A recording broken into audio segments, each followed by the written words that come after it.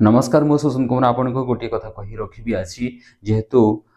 देखिले निजको खराब लगुच गोटे अवेयरनेस आपण मन को जन दूसरी रेढ़ाखोल चली रथ यात्रा और रथ यात्रा आसी भली भली खाद्य सामग्री दुकान चाट गुपचुप